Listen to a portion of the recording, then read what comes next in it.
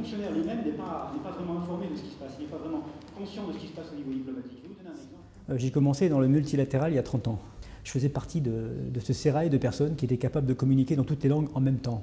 Je parlais en français, on me répondait en allemand, le troisième attaquait en anglais, et on se comprenait bien comme ça, et ça nous donnait une richesse de langage, une richesse de subtilité de communication, qui, pour traiter les dossiers compliqués auxquels nous devons faire face, était particulièrement utile. 30 ans plus tard, tout cela c'est du passé. Si au niveau technique, les gens qui font le travail de base peuvent encore communiquer d'une langue à l'autre, plus on monte dans la hiérarchie, plus il s'avère que parler anglais est une condition sine qua non de l'écoute.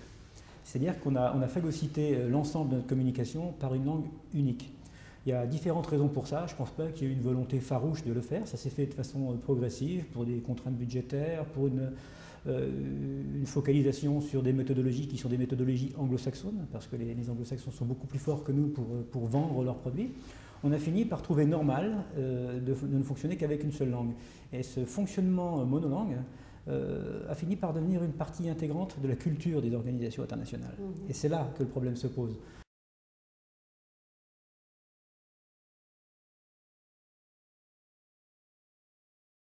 Les fonctionnaires se sentent un peu perdus. Quand on dit, voilà, vous devez avoir l'intransigeance francophone. C'est vrai que c'est un beau message politique, mais le petit fonctionnaire intransigeant francophone, comment je fais avec mon patron, comment je fais avec ma ligne hiérarchique, comment je fais dans mon travail, comment je fais pour ne pas être le français ou le francophone qui s'oppose aux habitudes culturelles, c'est compliqué.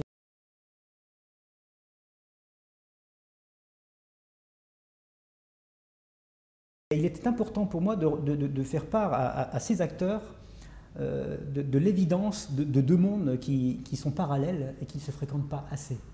On peut prendre toutes les décisions qu'on veut sur le plan diplomatique, on peut avoir tous les textes du monde pour imposer une langue ou un modèle culturel ou une diversité dans une organisation internationale. Si les 150 ou 170 000 fonctionnaires internationaux ne sont pas au courant de ces règles et n'ont pas envie de les appliquer, elles ne servent à rien.